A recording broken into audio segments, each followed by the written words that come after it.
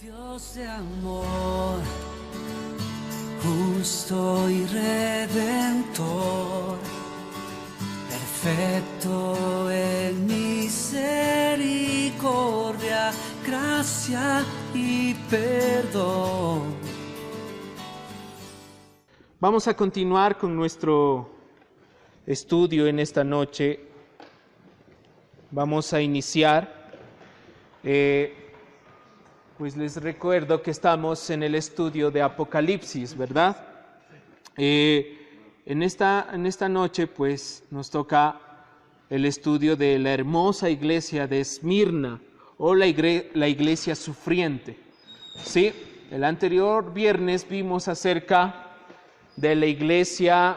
¿Quién más se acuerda? ¿De qué iglesia vimos? Éfeso, ¿verdad?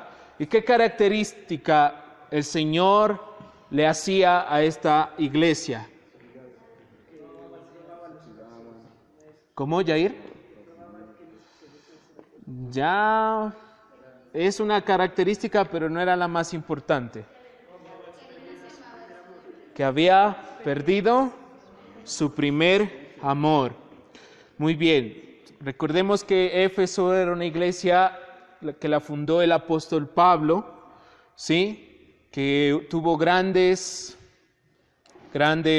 pastores, digámoslo así, como Apolos, Timoteo, como hablaba Óscar. Hacían grandes actividades, eran de gran influencia en la ciudad de Éfeso, pero el Señor les hizo un reclamo, que fue que tú has perdido tu primer amor.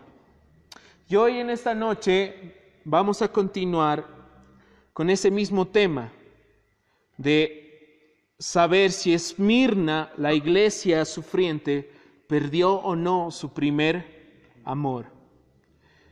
Y hoy nos toca ver Esmirna, la iglesia sufriente. Muy bien, para esto vamos a leer en el libro de Apocalipsis, capítulo 2, versos del 8 al 11. Y la palabra de Dios dice: y escribe el ángel de la iglesia en Esmirna, el primero y el postrero, el que estuvo muerto y vivo, dice esto. ¿Qué le dice? Yo conozco tus obras y tu tribulación y tu pobreza, pero tú eres rico, y la blasfemia de los que dicen ser judíos y no lo son, sino sinagoga de Satanás. No temas en nada lo que vas a padecer. He aquí, el diablo echará a alguno de vosotros en la cárcel para que seáis probados, y tendréis tribulación por 10 días. Sé fiel hasta la muerte, y yo te daré la corona, ¿qué? De la vida. El que tiene oído, oiga lo que el Espíritu dice a las iglesias. El que venciere no sufrirá, ¿qué? Daño de la segunda muerte. Muy bien. Esta porción de la palabra es hermosa porque describe a una iglesia sufriente, a una iglesia que sufre persecución. De hecho, entre más persecución, ¿sí?, en la historia de la iglesia en general, entre más persecución ha sufrido una iglesia, mayor será su pureza y fuerza. Amén. Por ejemplo, hoy en la actualidad, antes de entrarnos de lleno a estudiar Esmirna, dice: por décadas las iglesias de la Unión Soviética y Europa Oriental han sido perseguidas, al igual que cristianos perseguidos por musulmanes, otras religiones y en diversas partes del mundo. En este momento, en esta misma hora, en este minuto, hay cristianos siendo perseguidos. Y hay cristianos muriendo por causa de Cristo, que lo han dejado todo, que mueren sin nada. ¿Sí? Vamos a ver unos pequeños ejemplos de lo que pasa en el mundo acerca de los cristianos. Estado Islámico. Bueno, vamos a ver qué dice. El Parlamento Europeo ha catalogado los actos del grupo terrorista Estado Islámico o ISIS contra los cristianos de Siria e Irak como crímenes de guerra y genocidio. Les recuerdo que a este Estado Islámico ya no se lo considera grupo terrorista, Muchos hablan de culto satánico. Se los considera porque los hombres que actúan dentro de este grupo o dentro de este Estado Islámico ya no son realmente hombres normales, sino son bestias.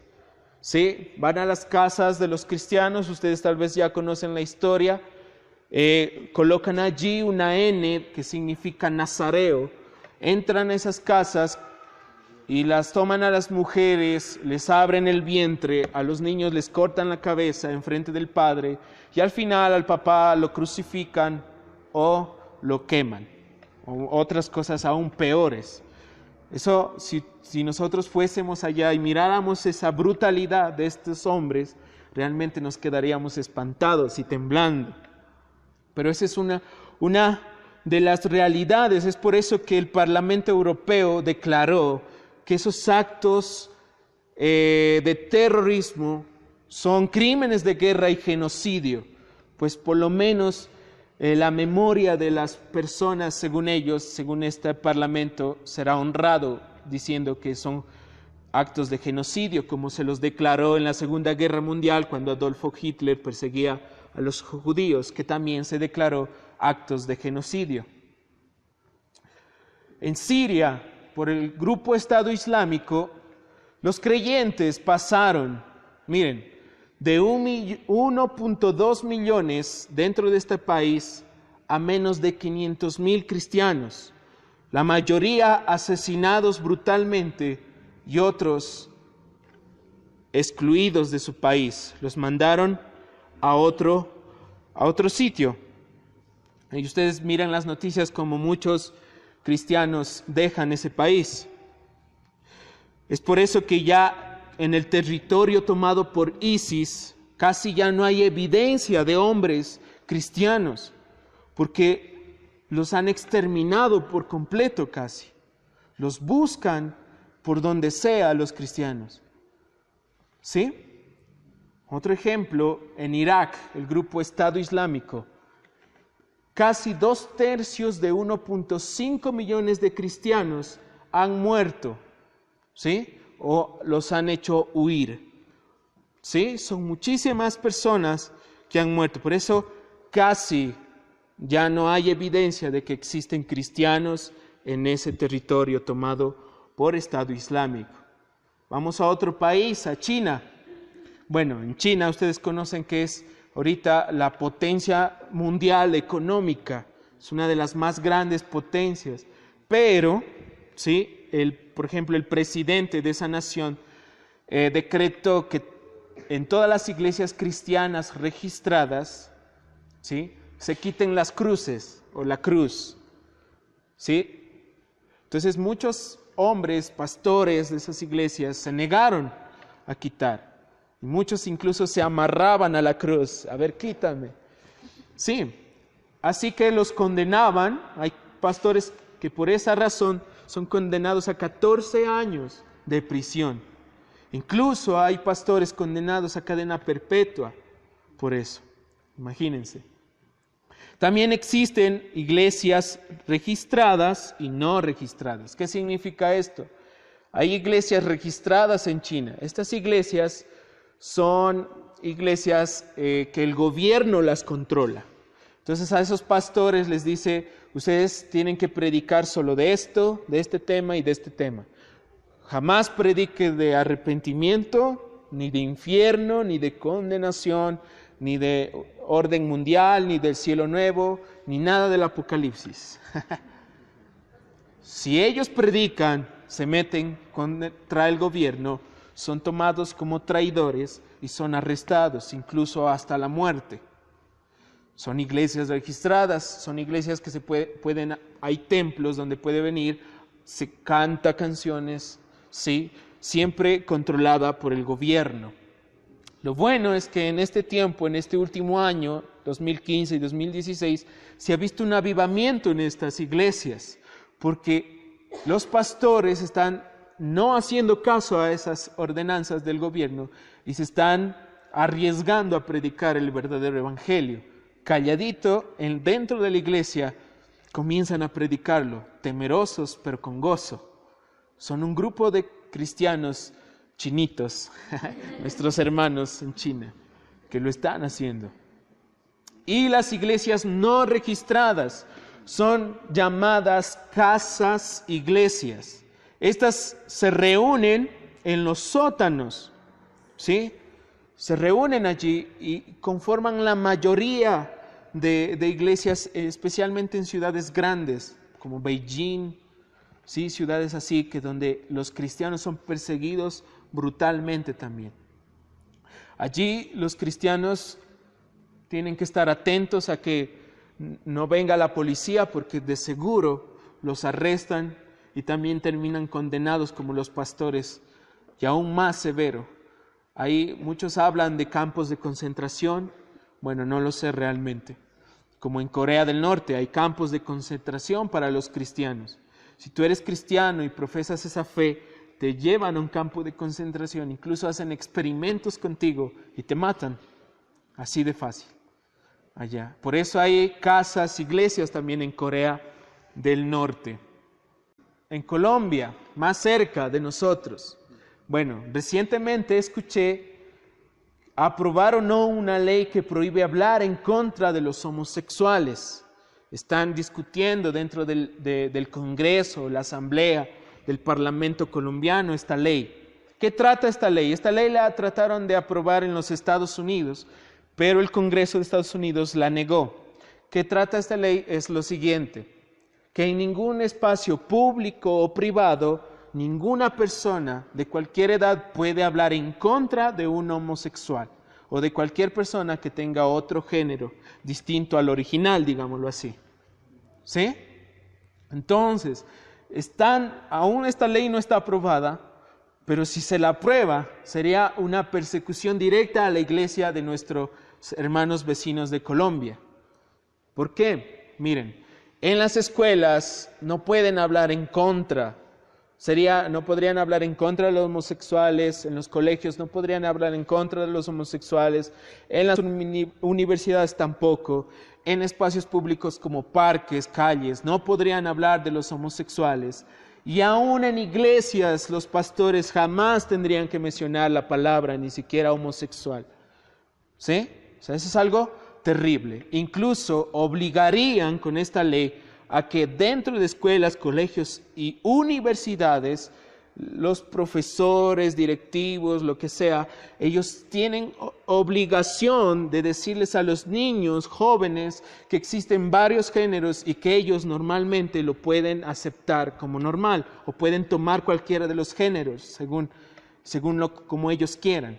Y los padres están obligados a decirles a los niños que hay géneros dentro de este país. ¿Sí? Eso sí, inclusive. Y otra cosa es que si una pareja homosexual va a una iglesia cristiana como esta, en Colombia, y le dicen al pastor, ¿sabe qué, pastor? Queremos casarnos por esta iglesia. Si el pastor se niega, el pastor va a la cárcel. Sí, esa es una ley que se quiso aprobar en los Estados Unidos, pero no logró. Ahora se la ha estado analizando en Colombia porque este grupo, ¿sí?, ha tenido gran influencia en el vecino país. Incluso en el Ecuador intentaron este grupo influenciar al gobierno actual, pero Rafael Correa dijo, no, hay hombre y mujer y punto. Démosle gracias al Señor por eso, pero no estamos prontos a una realidad distinta porque estamos a menos de un año inclusive puede cambiar el gobierno, pueden venir nuevas cosas, ¿sí? Son pequeños ejemplos de lo que nos habla de la iglesia que ha sido perseguida. La iglesia perseguida es pura y poderosa, caracterizada por la fe genuina, una profunda espiritualidad, humanidad, celo, amor a la verdad y una firme devoción a Dios. Entre más perseguida sea la iglesia, más devoción va a tener al Señor. ¿Sí? Esa es una de las características de la iglesia Esmirna. Veamos, por ejemplo, Santiago, capítulo 1, versos 2 al 4. Esto es lo que nos dicen los apóstoles aquí. Dice, hermanos míos, tened por sumo gozo cuando os halléis en diversas pruebas, sabiendo que la prueba de vuestra fe produce paciencia, mas tenga la paciencia su obra completa para que seáis, ¿qué?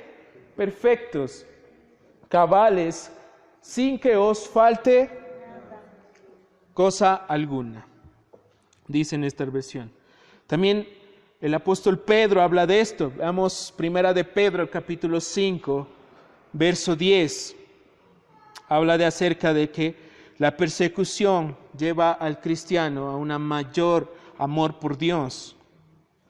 Dice, mas el Dios de toda gracia, que nos llamó a su gloria eterna en Jesucristo, después que hayáis padecido un poco de tiempo, Él mismo os perfeccione, afirme, fortalezca y establezca. Es una palabra hermosa de parte del apóstol Pedro aquí, que les da a los cristianos una palabra de ánimo, que les dice que al final el mismo Señor los perfeccione, afirme, fortalezca y establezca. Bueno, Esmirna, la iglesia de Esmirna es el gran ejemplo para la iglesia perseguida que sufre aflicción. La iglesia Esmirna demostró el poder y la pureza que resultan de soportar la persecución. Esta iglesia al final demostró eso. Fueron fieles hasta el final. Así que la iglesia de Esmirna junto con la iglesia de Filadelfia son las únicas que no recibieron en la carta un reproche por parte del Señor.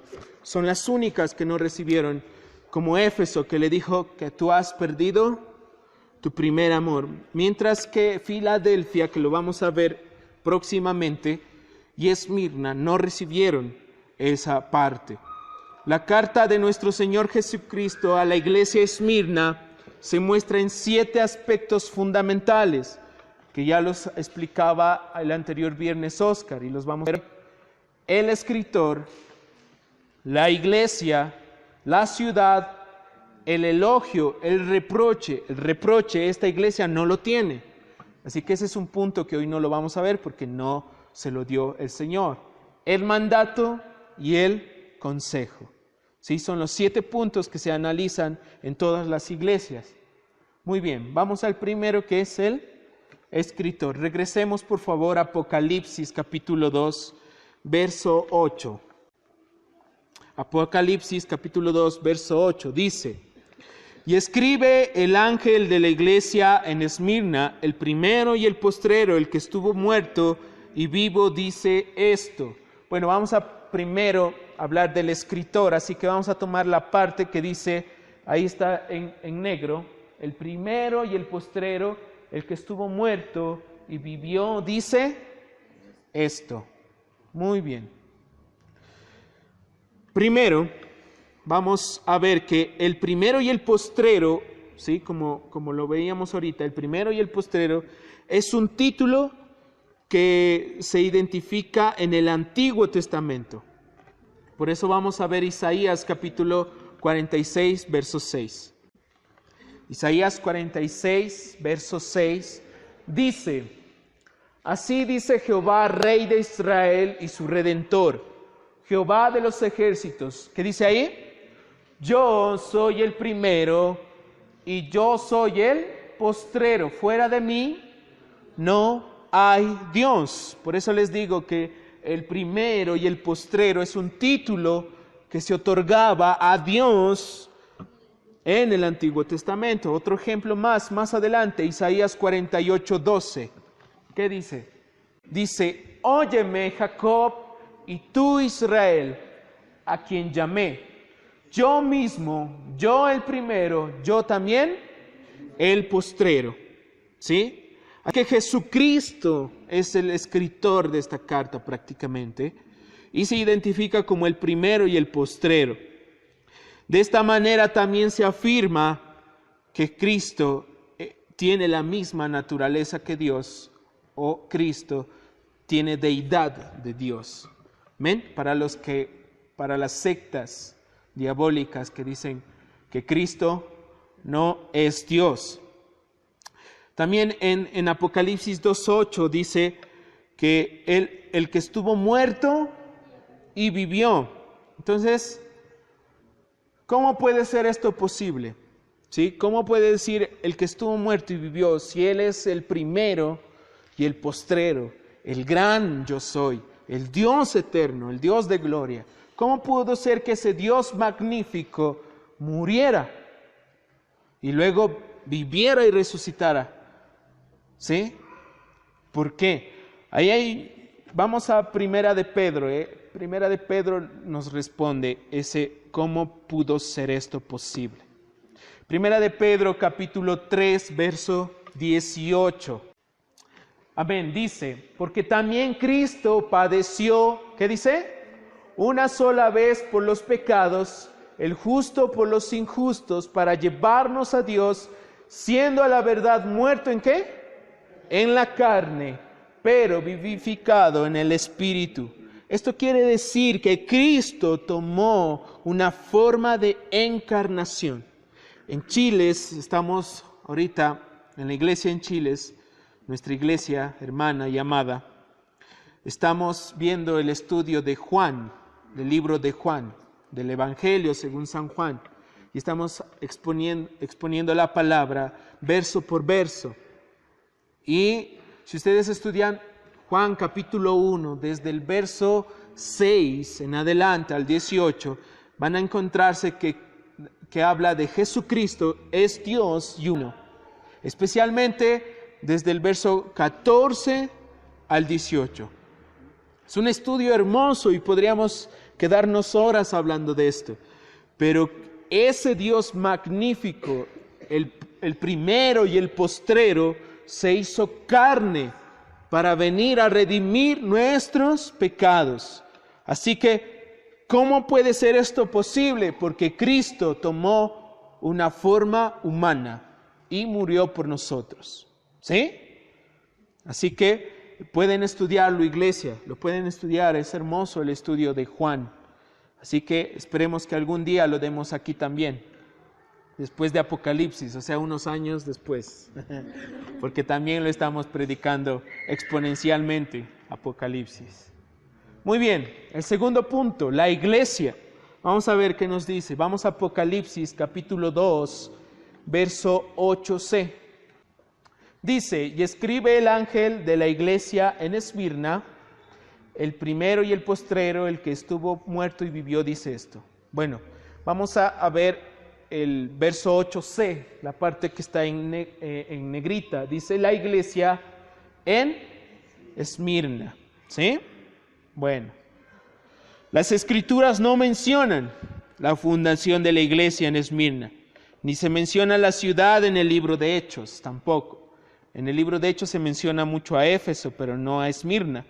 Todo lo que se dice o se sabe de esta iglesia está en Apocalipsis, justo en estos 4 versos que estamos estudiando hoy en esta noche. Se supone que esta iglesia se fundó en Esmirna durante el ministerio de Pablo en Éfeso. A fines del primer siglo la vida era difícil y peligrosa. ¿Sí? Debido a que había un emperador romano en ese tiempo llamado Domiciano, ¿sí? Que declaró que todos debían adorarle a él y hacer sacrificio a él. De esta manera, no es de sorprenderse que en ese tiempo muchos creyentes de Esmirna hayan muerto. ¿Sí? Ahí vemos que el más famoso de los mártires de la iglesia Esmirna fue Policarpo. No sé si alguien ha escuchado de Policarpo. Tiene una historia muy hermosa realmente, que luego vamos a contarla rápidamente. Policarpo fue el obispo o el pastor, digámoslo, el líder mayor de la iglesia Esmirna, y fue el discípulo del apóstol Juan. ¿Sí? Fue el pupilo, digámoslo así, del apóstol Juan. ¿Amén? Muy bien, sigamos. La palabra Esmirna en el griego viene y proviene de la palabra minra o mirra, ¿sí? La mirra, esa plantita, es una sustancia resinosa usada como un perfume. Daba un perfume muy agradable y muy delicioso que se lo usaba en vida y en la muerte. Así que esto expresa claramente que la iglesia de Esmirna fue una iglesia sufriente, una iglesia perseguida, porque la mirra también es una perfume usada para los difuntos, para los muertos, les echaban mirra, ¿sí? A diferencia de la iglesia de Éfeso, ¿sí?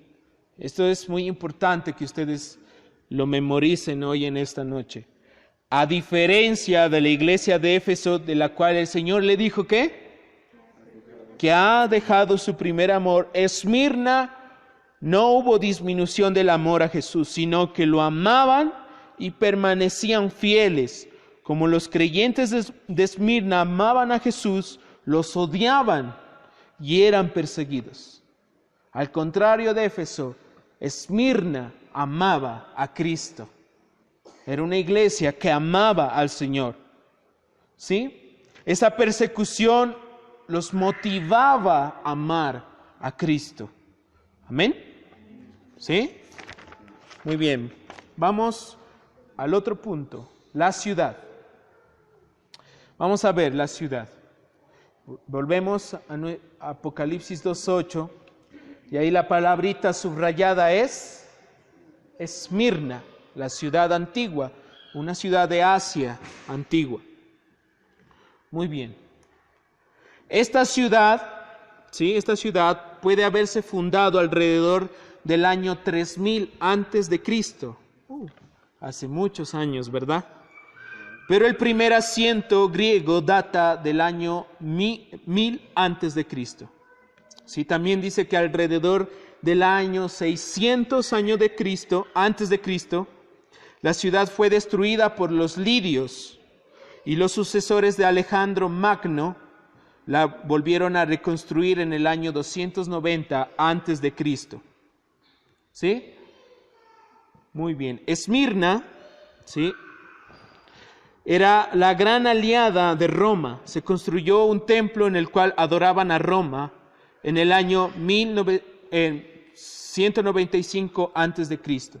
También un terremoto destruyó la ciudad, pero el emperador Marco Aurelio la reconstruyó. Esta ciudad era la ciudad más hermosa de Asia, con una bella naturaleza y una calle famosa llamada la Calle de Oro. Era hermosa e imponente, y hasta el día de hoy es hermosa e imponente, porque hasta hoy existe, ¿sí? Con otro nombre, pero existe. A diferencia de Éfeso, tenía la bendición de un excelente puerto marítimo en el mar Egeo. Existían templos, muy bien, aquí lo vamos a ver, templos dedicados a la adoración de dioses paganos, como cuáles: Zeus, ¿sí? Cíbeles, ahí está, Apolo, que sale ahí, Esculapio también, y Afrodita. Son los dioses de los cuales la mayor parte de la población en Esmirna adoraba, ¿sí? Esmirna sobrevivió a muchos terremotos y fuegos y existe en la actualidad como la ciudad turca de Izmir. Es una ciudad muy hermosa y muy turística, con playas hermosas de mar muy azul. Hermosa realmente. Si ustedes quisieran ir allá, podrían ir. Sino que si dicen que son cristianos, los van a perseguir nada más. Así que el que quiere ir a morir haciendo un tour, pues lo puede ir a hacer. ¿Sí? Muy bien, vamos a algo muy importante que es el cuarto punto, que es el elogio. Y esta vez vamos a ir a Apocalipsis capítulo 2, verso 9. Apocalipsis 2:9 dice: yo conozco tus obras y tu tribulación y tu pobreza, pero tú eres rico. Y la blasfemia de los que se dicen ser judíos, si no lo son, si no son ¿qué? ¿Sinagoga de quién? Bueno, de Satanás. Muy bien. Ahí la palabra tribulación que se muestra en el verso 9 de Apocalipsis 2, si viene de la palabra clipsis, que significa literalmente presión, ¿sí? Es la palabra utilizada en el Nuevo Testamento para describir tribulación o persecución. En todo el Nuevo Testamento utiliza esta palabra griega, ¿sí? Que significa presión, presionar, hacer presión a una persona, a un cristiano, lo presiona, el mundo lo presiona, ¿sí?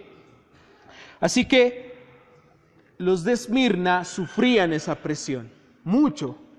Y había tres razones importantes por las que Esmirna era perseguida. 3. Y vamos a ver hoy. La primera, la ciudad de Esmirna era fanática devota de Roma. No la iglesia, sino la ciudad. La ciudad en la que se encontraba esta iglesia era devota y fanática de Roma. ¿Sí?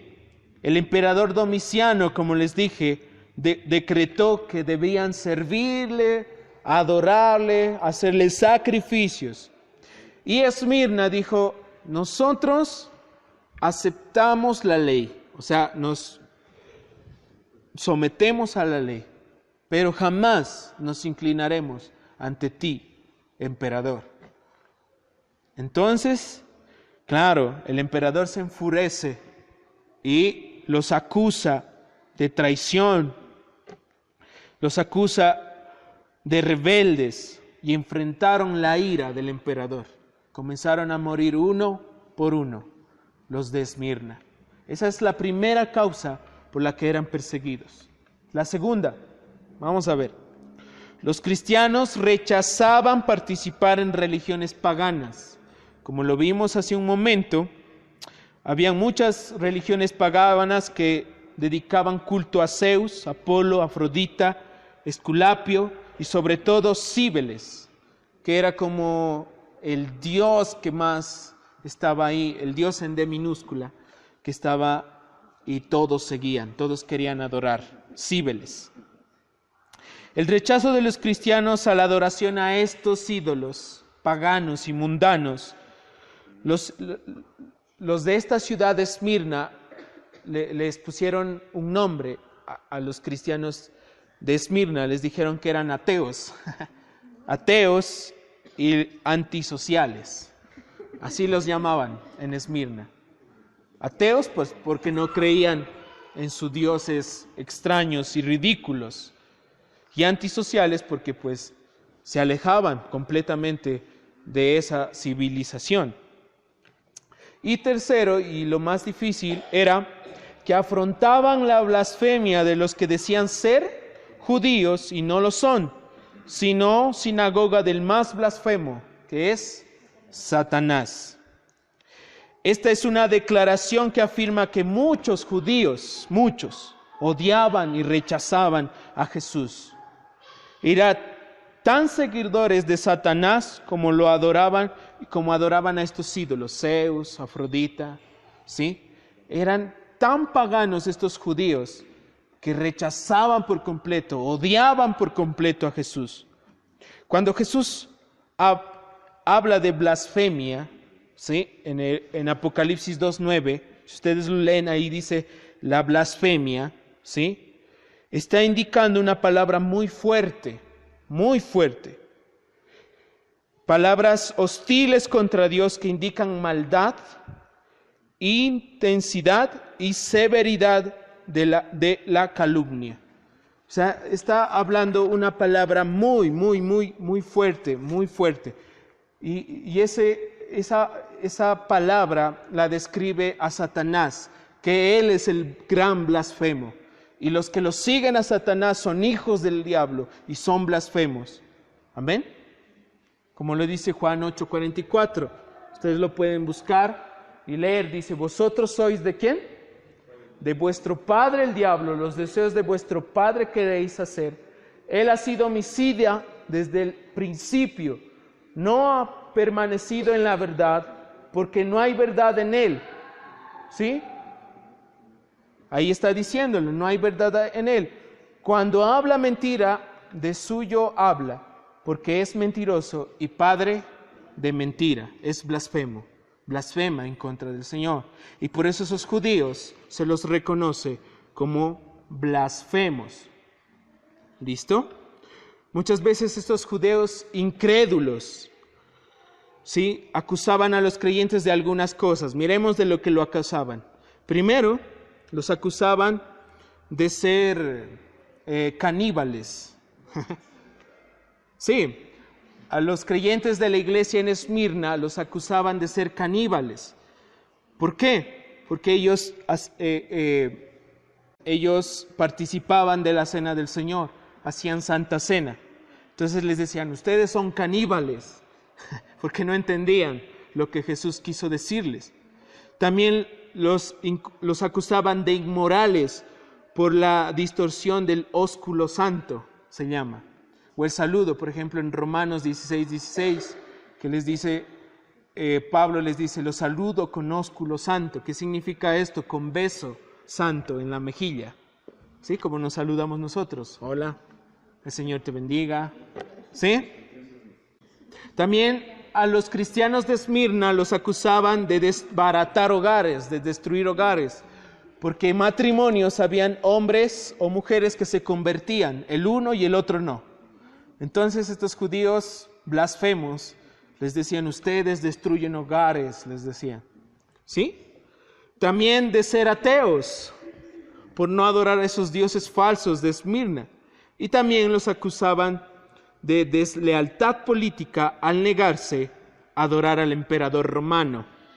Así que estos judíos realmente aborrecían, primero, el Evangelio, ¿sí? Porque eran una sinagoga de Satanás y planificaban ataques contra los de la iglesia Esmirna. Los atacaban, los presionaban, los mandaban a matar, y así los cristianos en Esmirna sufrían ese tipo de persecución.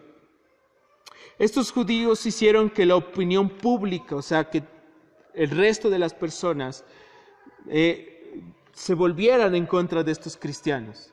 Estos judíos sembraban cizaña y todos hablaban mal de los cristianos, de nuestros hermanos en Esmirna.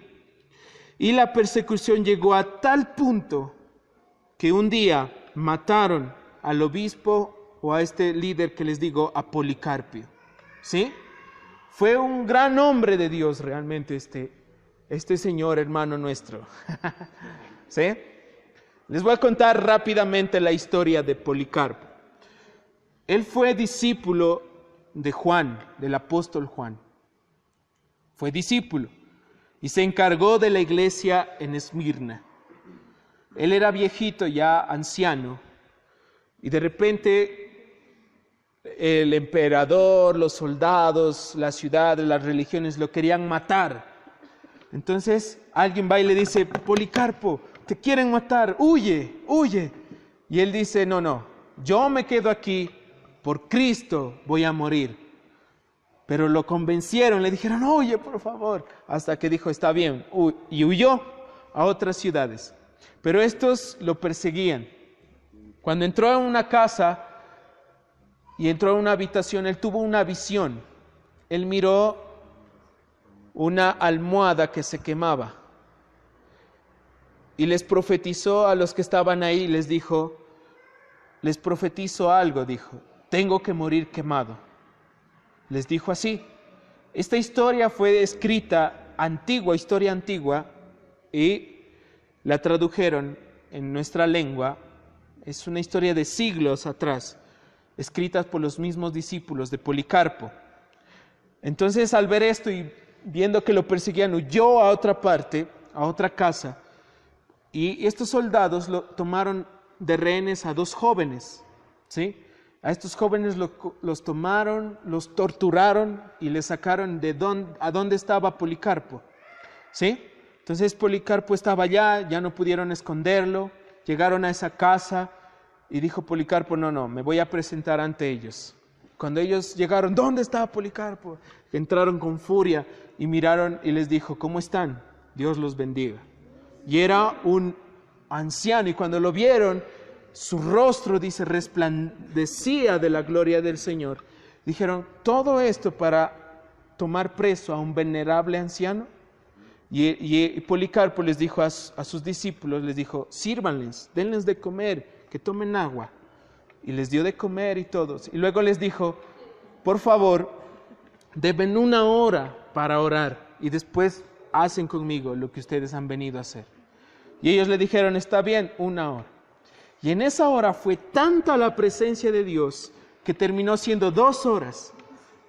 Y la presencia de Dios era tan viva en ese lugar que cuando lo escucharon orar a este hombre, muchos de esos soldados se arrepintieron y creyeron en Cristo y se volvieron atrás. Y otros pues negaron y lo aprendieron y se lo llevaron ante los oficiales en Esmirna. En Esmirna había un estadio donde se llenó de toda la población y todos pedían la muerte de Policarpo. Y uno de ellos le decía, Policarpo, te están acusando de ateo. Di tu defensa. Y él decía, yo soy ateo. Decía él, a tus dioses paganos, pero creo en el Dios verdadero, en Jesucristo, el Hijo de Dios. Luego le decían, niega a Jesucristo ahora mismo. Y él decía, ¿por qué yo he de negar a quien me dio la vida y quien nunca me ha hecho mal? Jamás lo negaré. Le decía, niégalo ahora mismo, otra vez. Yo nunca lo negaré. Dame una oportunidad para predicarles a todos ellos, decía. Le decía, no, niega a Jesucristo, porque tengo en mis manos fieras salvajes que te van a despedazar. Les dice, tráelas, que me despedacen ahora mismo, porque yo no negaré a Jesucristo. Y él consultó, ¿podemos meterlo a los leones? Le dijo a un soldado, y dijo, no, la temporada ha pasado, no podemos hacerlo ahora. Entonces le dijo, otra vez le preguntó, y le dijo, niega a Jesucristo ahora mismo. Y él dijo, no lo negaré, entonces morirás quemado.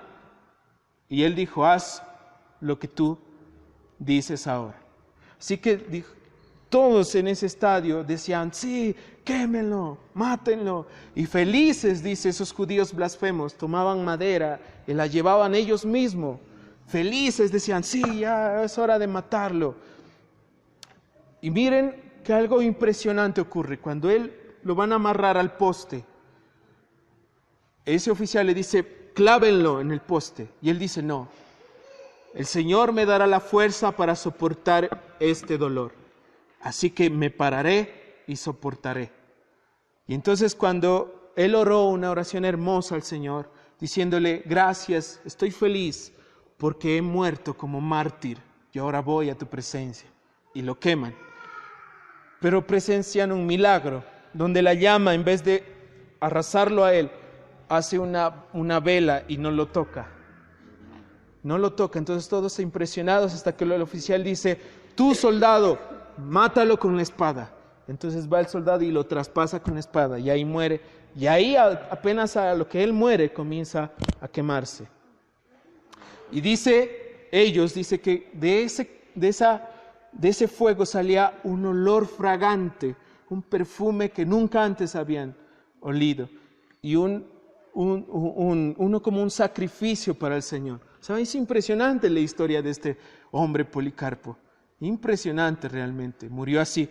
Y esto me hizo entender algo que un día vi. En India, los cristianos son muy perseguidos. Los matan al punto de, tú no miras las palizas que reciben, patadas. O sea, yo he visto videos que han destrozado mi corazón, viendo, wow, esta gente y tienen una característica, como la tuvo Policarpo y como la tuvo Jesús en la cruz del Calvario. Guardaban silencio. Yo vi un hombre que después de una tremenda paliza, lo sentaban, le echaban gasolina y lo quemaban. Y era impresionante porque uno cuando se quema, uno ve a gente que se tira al suelo, se lanza y dice, pero ese hombre, yo estoy seguro que hizo como la misma oración y tenía la misma fe que Policarpo, porque ahí entendí apenas que este hombre, con las llamas así, él solo hizo así y se murió de esa manera. Murió prácticamente orándole al Señor. Es increíble, ¿verdad?, ver este tipo de personas en este mundo, cristianos. Ahora vemos en el verso 9 que dice, ahí el Señor Jesucristo declara de los que dicen ser judíos. Esto puso en duda si en verdad eran judíos de raza o no. ¿Sí?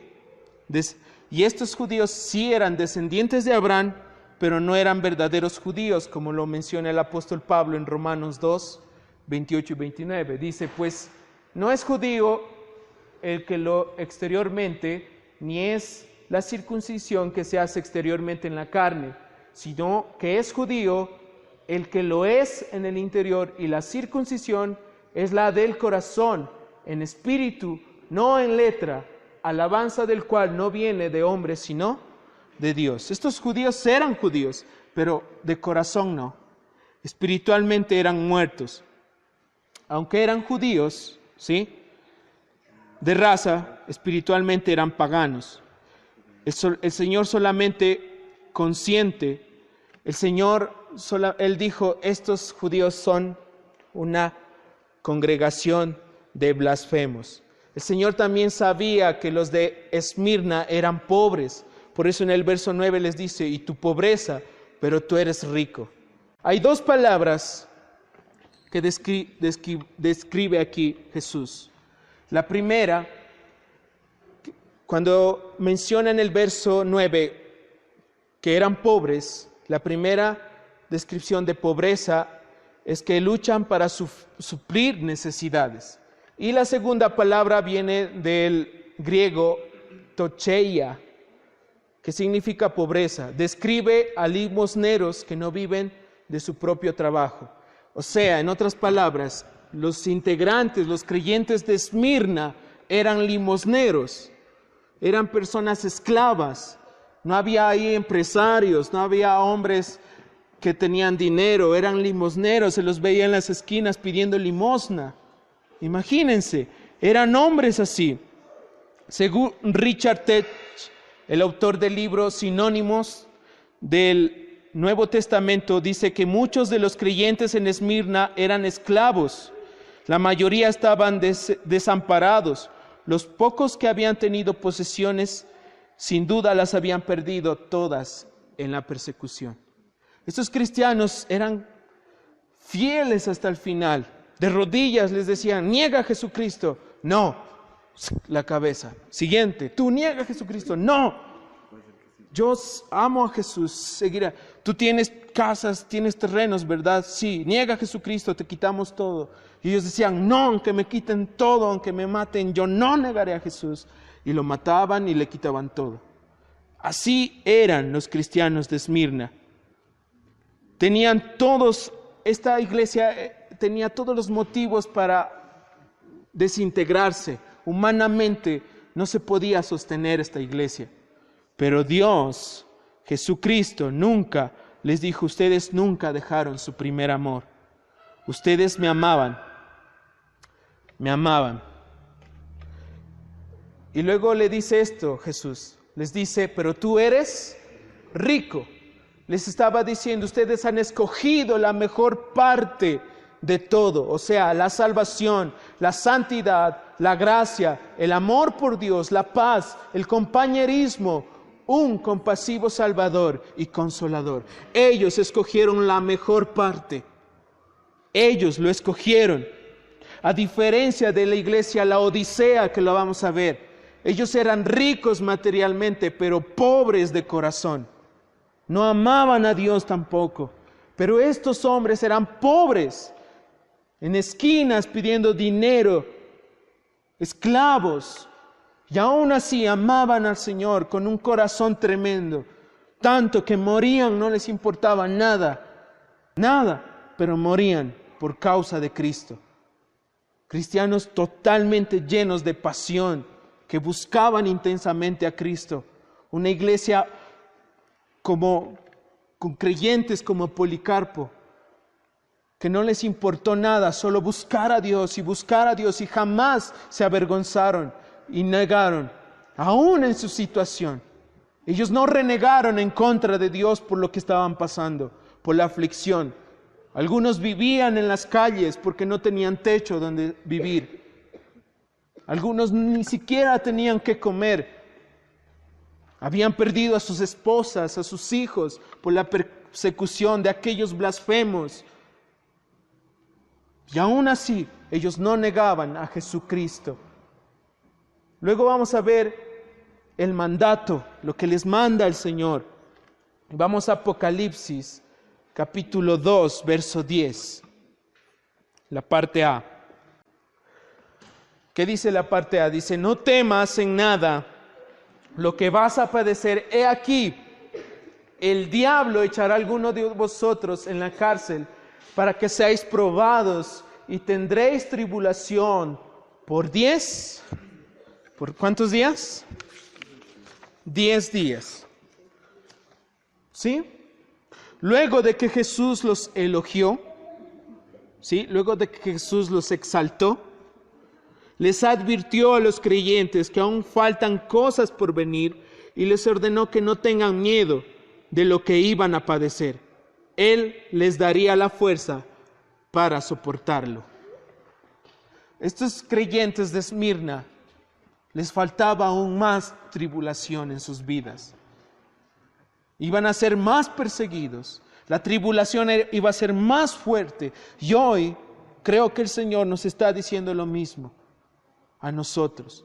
Vendrán momentos difíciles. ¿Cuál es la actitud de tu corazón frente a esos momentos? ¿Eres como Esmirna?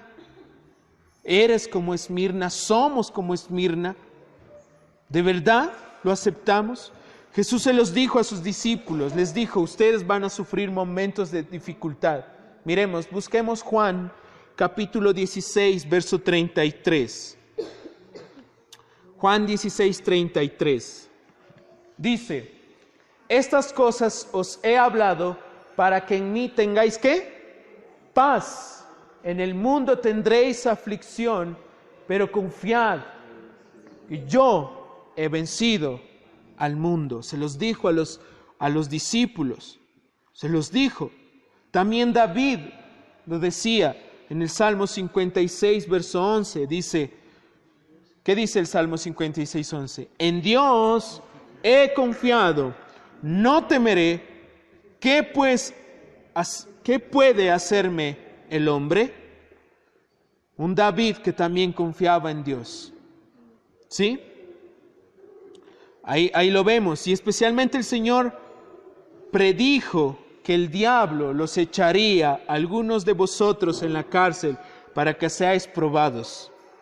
El propósito, escúchenme bien, el propósito específico de las aflicciones, de la tribulación que Dios permite a Esmirna y a nuestra iglesia en nuestras vidas, era para que los creyentes primero sean probados y al superar esa prueba demostremos realmente si somos cristianos o no.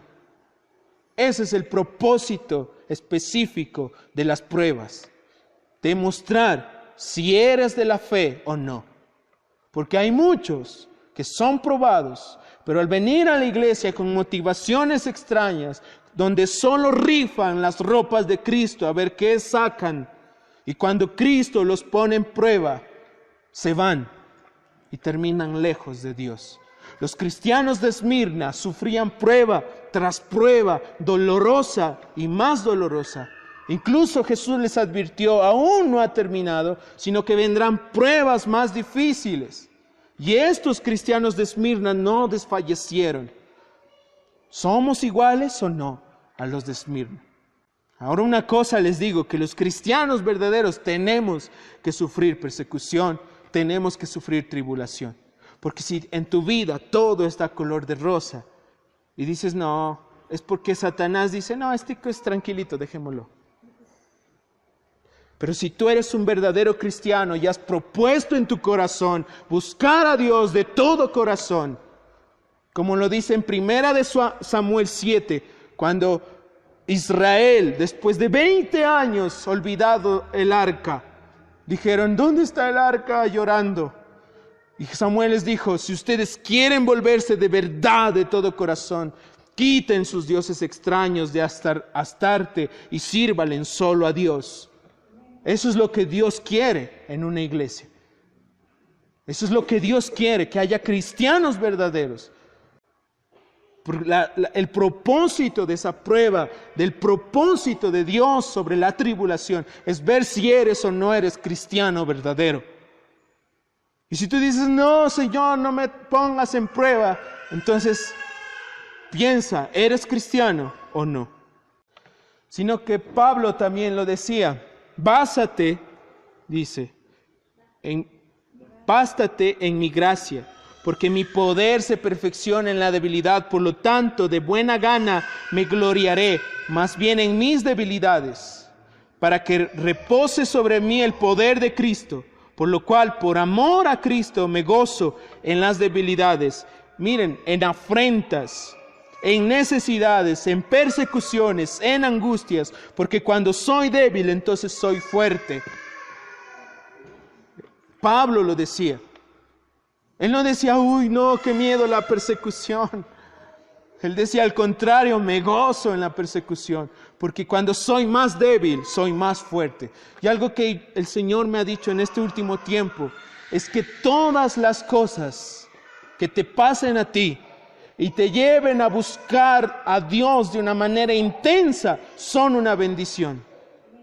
Cualquier cosa, así sea la más difícil y la más dolorosa, pero si esa te lleva a buscar a Dios de una manera intensa y a doblegar rodillas, a buscar su rostro de manera perfecta allí, entonces es una gran bendición. Así duela y te rompa el corazón. Eso es lo que el Señor me ha dicho en este último tiempo. Y sé que hoy les dice a ustedes también. No reniegues por lo que te está pasando, sino al contrario, busca al Señor de todo corazón. El diablo quiere separarnos del Señor, destruirnos, matarnos. Él no quiere vernos con Él. Por eso su nombre es el acusador de los hermanos. Él trae sentimientos raros a nuestro corazón, pensamientos extraños, donde decimos, no, el Señor no me ama, no, el Señor esto. Trae sentimientos de acusación, de culpabilidad, trae sentimientos de abandono. Satanás quiere, te odia. Sin embargo, el ataque a los verdaderos cristianos jamás prospera. Porque un verdadero cristiano está seguro de que Cristo pagó por él y que ni Satanás con sus miles de cosas va a venir a separarlo. Como lo dice en Juan 10, 28 y 29, donde dice, y yo les doy vida eterna y no perecerán jamás, ni nadie, dice, ¿quién? Nadie los arrebatará de mi mano. Mi Padre que me las dio es mayor que todos y nadie los puede arrebatar de la mano de mi Padre. Una vez tú en las manos de Dios, nadie te arrebata, pero sí te demanda una cosa, santidad. La única manera de estar con el Señor, recordemos que Él es un Dios puro, tan puro que no tiene relación alguna con el pecado. Por eso es un error decir que ya ahora la oración de fe, Señor Jesús, te acepto, ya eres cristiano, bienvenido, aplausos. Tiene que vivir una vida íntegra todos los días. El salmista dice, ¿quién habitará en tu santo monte? ¿Quién estará en tu presencia? El de conducta intachable, dice, ¿sí? El que se va en santidad, en integridad, el que actúa en justicia, dice el salmista. Así que eso es lo que tenemos que hacer todos los días de nuestra vida. También vemos en Juan 6:39 que dice, y esta es la voluntad del Padre. ¿La voluntad de quién? Del Padre, el que me envió, que todo lo que me diere no pierda yo nada, sino que lo resucite en el día postrero. Si tú estás en las manos del Señor, nadie te puede arrebatar, ni la vida ni la muerte, ni ángeles ni principados, nada. Y como sumo sacerdote también nos hace esa gran promesa en Hebreos 7, 24 y 25. Dice, pero como Jesús permanece para siempre, su sacerdocio es ¿qué? Imperecedero. Por eso también puede salvar por completo a los que por medio de Él se acercan a Dios, ya que vive siempre. No dice cada 8 o cada que se acuerda de ti. No, el Señor siempre se acuerda de ti y siempre está intercediendo por ti. De hecho, ahora mismo el Señor Jesucristo intercede por nosotros. Ahora mismo, en este minuto, está intercediendo por tu vida. Ese es su rol, su ministerio sacerdotal. Por eso no permitas que Satanás te engañe con pensamientos, con sentimientos raros. No, Dios no te ama. Dios no quiere estar contigo. Qué pecador eres. Yo no me voy a acercar hacia Dios. Qué sucio eres. ¿Cómo vas a ir a la iglesia? No. Si eres un verdadero cristiano, esos pensamientos jamás prosperarán en tu vida. Tú echarás afuera eso. A todos los llamados a guardar, a seguirle, a todos ellos, el propósito también de esas pruebas es llegar a que ellos sean semejantes a la gloria de Cristo.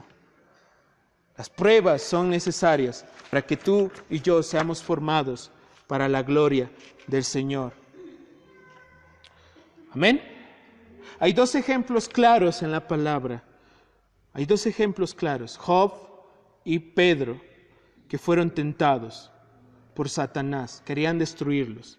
A Job le quitaron la familia, se murieron sus hijos, sus posesiones se fueron, su salud quedó peor, se quedó con una mujer amargada, con unos amigos que no valían la pena, pero aún así, Job declaró en Job 13:15, aunque él me matare, en él esperaré. Jamás él renegó en contra de Jesús. Otro es Pedro, cuando Jesús le dijo, Simón, Simón, mira que Satanás ha pedido zarandearlos ustedes como si fueran trigo, pero yo he orado por ti para que no falle tu fe. Y tú, cuando te hayas vuelto a mí, fortalece a tus hermanos. ¿Sí? El Señor permite las aflicciones. El Señor controla. Esto quiero que entiendas bien en tu corazón. Cuando tú dices, pero ¿por qué me pasa esto? O ves cosas difíciles en tu vida. El Señor controla de manera soberana todas las circunstancias de la vida. Todas.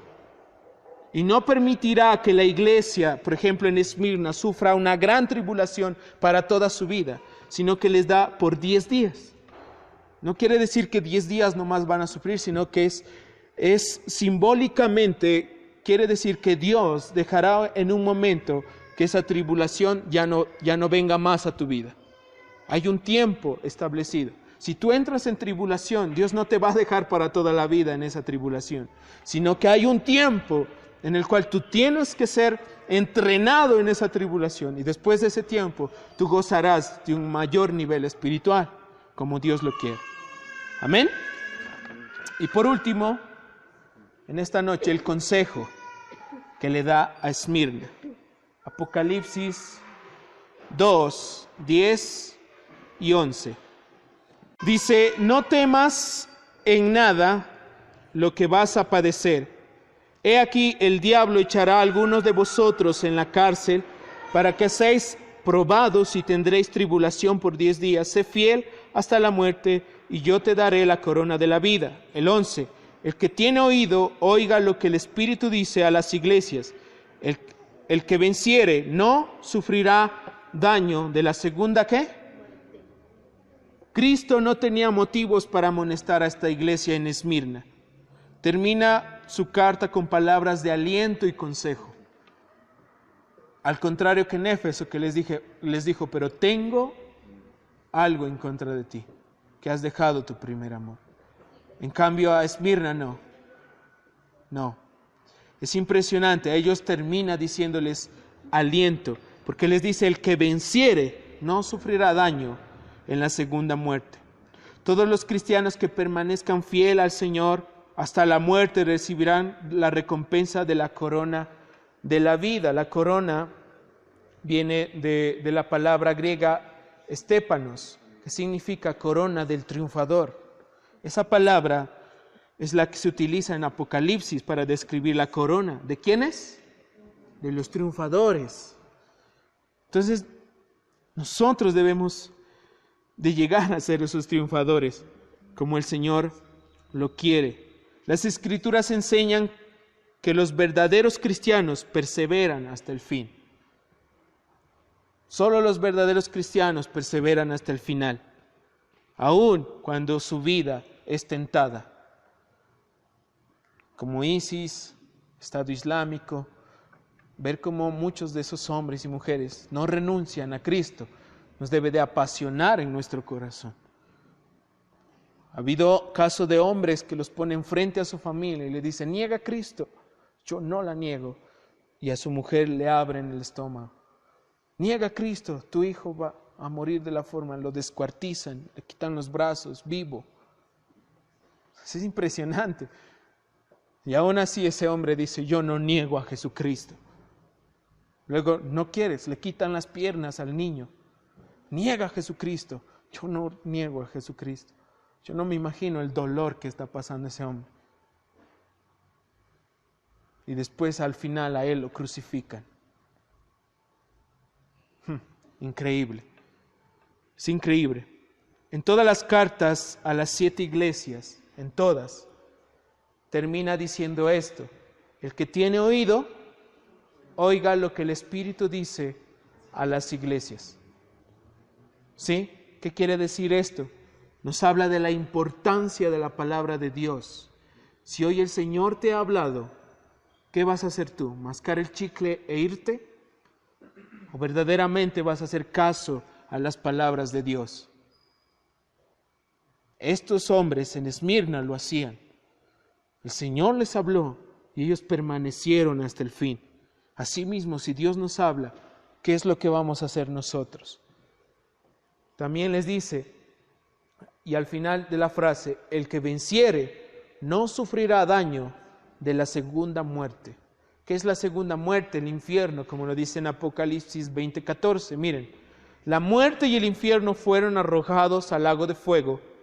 Este lago de fuego es la segunda muerte. Apocalipsis 20:14. Miren, ¿cuántos de nosotros nos estamos librando verdaderamente de la segunda muerte? La perseguida y sufrida iglesia de Esmirna es un ejemplo vivo de verdaderos creyentes que nunca negaron a Jesús, ni perdieron su primer amor. Jamás perdieron su primer amor. Es un verdadero ejemplo esta iglesia. Personas pobres, personas que estuvieron con el Señor y jamás se negaron a Él. Entonces tendríamos que preguntarnos algo muy importante en esta noche. ¿Estamos en nuestro primer amor? ¿Qué actitud estamos tomando para enfrentar las situaciones difíciles? ¿Buscamos a Dios intensamente en medio de esas situaciones o sufrimientos? ¿O le reclamamos? Yo quisiera que piensen en esta noche. ¿Verdad? ¿Somos esa iglesia como Esmirna? Aquí no sufrimos de esa persecución. Venimos libres. Venimos con corazones, qué frío, qué. Yo me impresionante en China, cuando yo miraba a esas personas pasan horas leyendo capítulos, libros enteros de la palabra. Y nosotros muchas veces, no, qué pereza, qué frío, ya me da sueño, no termina.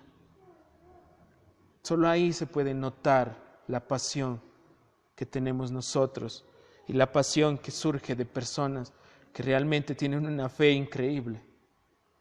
Esa pasión debemos de anhelarla realmente. A veces uno se cree el más apasionado, a veces uno se cree, ya estoy buscando a Dios, pero ves a gente que está a muchos miles de kilómetros de aquí,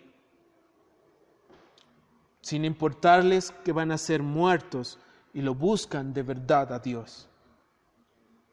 Nosotros cómodos en sillas, tal vez con frío, pero aún así, ya quiero irme a mi casa a comer, a acostarme y a dormir.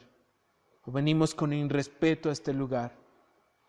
Venimos a hacer otras cosas con motivaciones diferentes, viendo que cristianos allá dan su vida entera por una reunión. Yo no me imagino si uno de ellos viniese aquí hoy. Yo no sé qué pensaría. ¿De verdad? ¿Están apasionados de verdad o no? Yo no sé qué es lo que pensarían realmente. Y aún más importante, qué es lo que Dios piensa de nosotros. Somos como Esmirna, que nos da un consejo o que nos da un reproche. ¿Qué somos nosotros? ¿Quiénes somos? Todos nosotros. Así que ¿por qué no cierras tus ojos ahí en esta noche y de verdad te pones a meditar por un momento? Yo no sé si estés pasando por momentos difíciles en tu vida ahora mismo, pero de verdad el Señor quiere formar el carácter de Cristo en tu vida, en mi vida. Quiere corazones apasionados, que no se duerman, que realmente sean apasionados. Todos nosotros. Padre, en esta noche, Señor, te damos gracias, bendito Dios, por el gran ejemplo que nos has traído en esta noche de la iglesia Esmirna. Realmente, Señor, estudiar a este tipo de cristianos es un privilegio, Señor. Cristianos que han sido capaces de jamás negarte y con todo su corazón te amaron. Que no tenían en su mente persona ni motivación diferente que no seas tú, Señor. Somos una iglesia pequeña, Padre. Una iglesia débil, con errores, Señor. Pero que cada día queremos, Señor, ser como tú. Cada día queremos, Señor, asemejarnos a la gloria de Cristo. Te damos gracias por todos nuestros momentos difíciles en nuestras vidas, que has tenido que disciplinarnos. Te damos gracias, Señor. De verdad queremos tener un corazón para ti que te busque intensamente, que te desee intensamente. No un corazón, Señor, que solo piense en su egoísmo, que solo piense en sus placeres, que solo desee venir a este lugar con otras motivaciones diferentes que no seas tú. Queremos un corazón enamorado de ti, un corazón que no pierda su primer amor, así seamos 3, así seamos pocos. Queremos enamorarnos verdaderamente de ti, Señor, de tu presencia y disfrutar en ella, porque eres la única gloria y esperanza para nuestro corazón verdaderamente. Tal vez aquí no sufrimos persecuciones.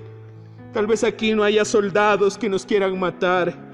Tal vez aquí no haya balas que nos quieran despedazar el corazón. Pero tenemos frialdad y eso es más peligroso aún.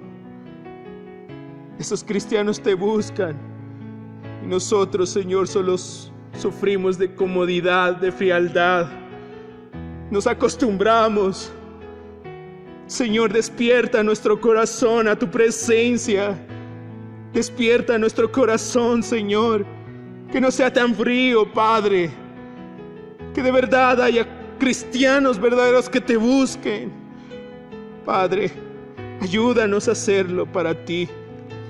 Dios mío, ayúdanos a crecer, a no conformarnos con tan poco que hemos recibido, a no venir aquí ya por costumbre o religiosidad, sino que de verdad tengamos un corazón, Señor, un corazón para ti, que te busque, que anhele tu presencia, que disfrute de tu presencia, que esté de día, de tarde, de noche, buscando tu rostro, que no haya cosa más importante, Señor, que buscarte a ti.